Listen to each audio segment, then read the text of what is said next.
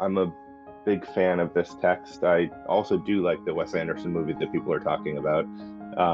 I tend to like sort of elegiac things. On the one hand, you have Zweig looking back on his childhood in a really nostalgic way, and on his own personal travels through Europe, which are pretty outrageous, like the collection of people that he gets to associate with, the literary world of that time and place.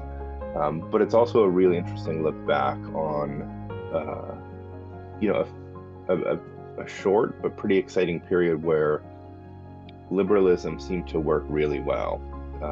So the Austria that Zweig grew up in, he describes as sort of teeming with cultural diversity and artistic experimentation. Financially stable and prosperous, extremely optimistic about the future, extremely optimistic about the role that sort of evolving social mores and technological progress were going to play in making the world a vastly different and better place.